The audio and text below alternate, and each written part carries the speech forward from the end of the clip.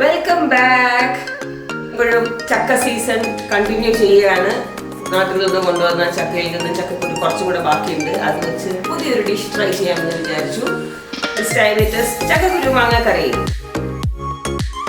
ഇത് കുത്തരിച്ചോറ് അല്ലെങ്കിൽ ബ്രൗൺ റൈസിന്റെ കൂടെ കഴിക്കാൻ പറ്റിയ നല്ലൊരു നാടൻ വിഭവമാണ്. അപ്പൊ ഇതെങ്ങനെയാ ഉണ്ടാക്കുന്നത് നമുക്ക് നോക്കാം. അതിന് വേണ്ടിയിട്ട് കിച്ചണിലോട്ട് പോവാം. നമുക്കിപ്പോൾ ചക്കക്കുരു മാങ്ങാക്കറി ഉണ്ടാക്കാൻ നോക്കാം. അതിനായിട്ട് വേണ്ട സാധനങ്ങൾ എന്തൊക്കെയാണെന്നോ. ചക്കക്കുരു, ഇത് ഞാനൊരു 100 ഗ്രാം ചക്കക്കുരു ക്ലീൻ ചെയ്ത് ലെങ്ത് വൈസ് 4 കട്ട് ചെയ്തതാണ്. പിന്നെ നല്ല പച്ച മാങ്ങ, പിന്നെ പച്ചമുളക്, ഉള്ളി ഒരു 4 എണ്ണം അരയ്ക്കാനും പിന്നെ ഒരെണ്ണം കടുക് വറക്കാൻ നേരത്തും, പിന്നെ ഒരു ചെറിയ 3 വെളുത്തുള്ളി ആൻഡ് വേപ്പില.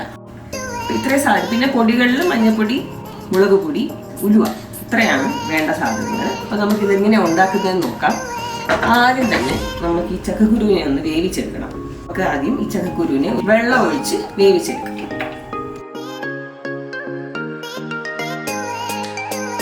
ഞാൻ ചക്കക്കുരു ഇട്ടിട്ടുണ്ട്. ഇതിലോട്ട് നമുക്ക് പൊടികൾ ചേർക്കാം. പൊടികൾക്കായിട്ട് ആദ്യം ഉപ്പ്, ഇത് ഞാൻ എരിവുള്ള മുളക് പൊടിയാണ് ചേർക്കുന്നത്, പിന്നെ മഞ്ഞൾപ്പൊടി. പൊടികളൊക്കെ ഇട്ടിട്ട് നമുക്ക് ഇതിനെ ഇനി വെള്ളം ഒഴിച്ചിട്ട് അടച്ചു വെച്ച് വേവിക്കാം.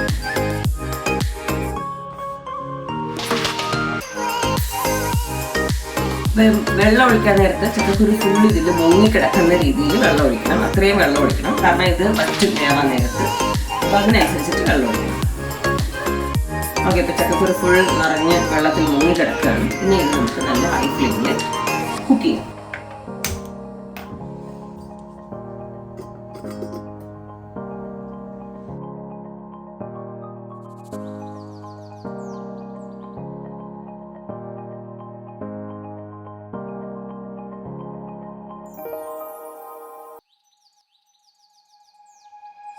നമ്മളുടെ ചക്കക്കുരു ഓൾമോസ്റ്റ് ഹാഫ് വെന്തിട്ടുണ്ട്. അപ്പം ഈ സമയത്ത് നമുക്ക് ഇതിലോട്ട് മാങ്ങ ചേർക്കാം. അരിഞ്ഞു വെച്ചിരിക്കുന്ന മാങ്ങ ഞാൻ കുറേശ്ശായിട്ട് ചേർക്കുകയാണ്. ഈ പച്ചമുളക് നമുക്ക് നെടുകെ കീറിയിടാം. നിങ്ങളുടെ എരിവിനനുസരിച്ചിട്ട് നിങ്ങൾ എത്ര വെച്ചാൽ പച്ചമുളക് ഇട്ടാൽ മതി. ഞാനിപ്പോൾ 2 ഇടുന്നുണ്ട്. വലിയ എരിവില്ലാത്ത പച്ചമുളകാണ്. ആൻഡ് കഴുകി വെച്ച വേപ്പില നല്ലപോലെ ഒന്ന് ഇളക്കി കൊടുക്കാം. വെള്ളം കുറവായതുകൊണ്ട് കുറച്ച് വെള്ളം കൂടി ആഡ് ചെയ്യും.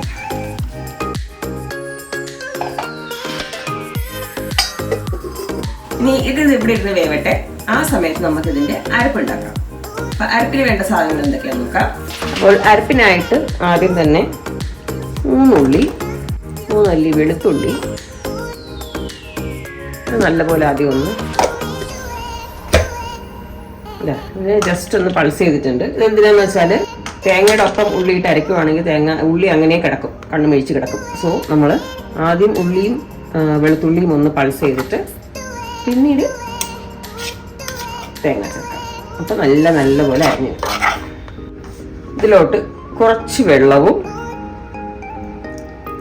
പിന്നെ ഈ അരപ്പിനാവശ്യമായ ഉപ്പും ചേർത്ത് അരയ്ക്കാം. ഇതിനെ നല്ലപോലെ ഒന്ന് അരച്ചെടുക്കാം. നല്ലപോലെ അരിഞ്ഞിട്ടുണ്ട്. അപ്പോൾ നമ്മളുടെ ചക്കക്കുരുവും മാങ്ങയൊക്കെ ഓൾമോസ്റ്റ് വെന്തിട്ടുണ്ട്. നമുക്ക് ഇതിലോട്ട് ഈ അരപ്പ് ആഡ് ചെയ്യാം.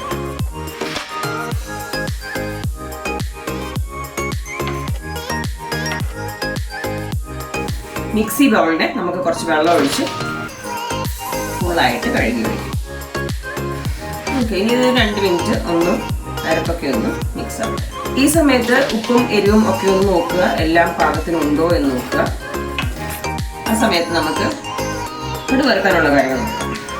അതിനായിട്ട് ഉള്ളി ചെറുതായിട്ട് അരിയാം. ഓക്കെ, പാത്രം ചൂടായി. ഇതിലോട്ട് കുറച്ച് വെളിച്ചെണ്ണ ഒഴിക്കും.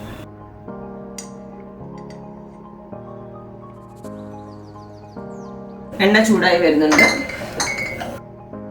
ഇതിലേക്ക് ഇടാനുള്ളത് കടുക്, ഉലുവ.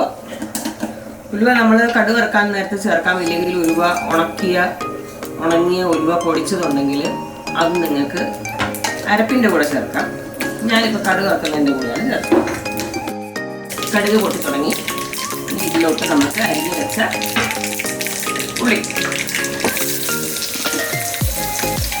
കടുക് വറുക്കാൻ നേരത്ത് കുറച്ച് പൊടികൾ ആഡ് ചെയ്യുകയാണെങ്കിൽ അതിനൊരു പ്രത്യേക ടേസ്റ്റാണ്.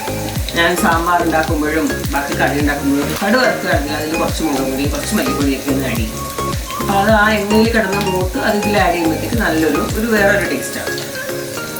അതിന് വേണ്ടിയിട്ട് കുറച്ച്, ഒരുപാടൊന്നും വേണ്ട, കുറച്ച് മഞ്ഞൾപ്പൊടി. നേരത്തെ ആഡ് ചെയ്തത് എരിവുള്ള മുളക് പൊടിയായിരുന്നു. സോ ഇനിയും എരിവുള്ള മുളക് പൊടി തന്നെ അതിൽ ആഡ് ചെയ്യുകയാണെങ്കിൽ എരിവ് ഭയങ്കര കൂടുതലായി പോകും. നമുക്കിനി കാശ്മീരി ചില്ലി ആഡ് ചെയ്യാം. നല്ലപോലെ ഇളക്കാം. ഇനി ഏറ്റവും ലാസ്റ്റായിട്ട് വേപ്പില.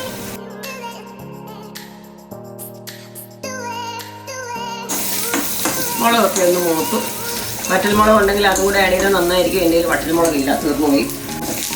തീ ഓഫ് ചെയ്യാം. വേപ്പില ഇട്ടിട്ട് ഒരുപാട് നേരം വെക്കരുത്, വേപ്പില കഴിഞ്ഞു പോകും. സോ പിന്നെ പൊടിയും ഇട്ടതാണ്, അതുകൊണ്ട് ഇതെല്ലാം ലാസ്റ്റ് അവസാനം ഉള്ളി നന്നായിട്ട് മൂത്തതിന് ശേഷമാണ് ഇതെല്ലാം ആഡ് ചെയ്യുന്നത്. ഈ കടുക് വറുത്ത സാധനം നമുക്ക് ഇതിലോട്ട് ഒഴിക്കാം.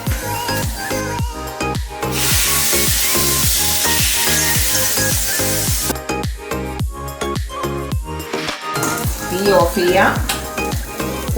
ആ കടുക് വറുത്തതിൻ്റെ ഫ്ലേവറൊക്കെ ഒന്ന് അതിൽ നിൽക്കാൻ വേണ്ടിയിട്ട് അടച്ചു വെച്ച് 2 മിനിറ്റ്. അപ്പം കടുക് വറുത്ത് ഒഴിച്ചതിന് ശേഷം ഒരു മിനിറ്റ് ആയിട്ടുണ്ട്. നമുക്കിതൊന്ന് തുറന്നു നോക്കാം.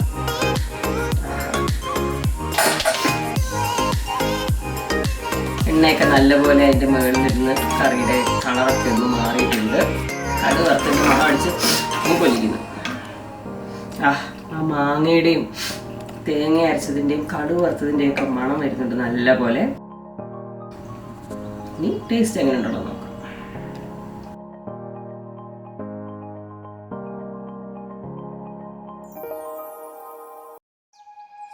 അപ്പം ഞാനൊന്ന് ടേസ്റ്റ് ചെയ്ത് നോക്കട്ടെ.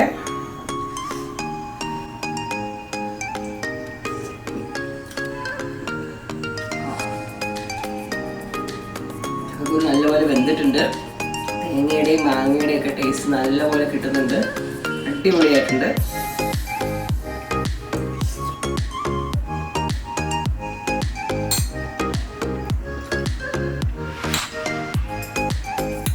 സൂപ്പർ, ഒന്നും പറയാനില്ല.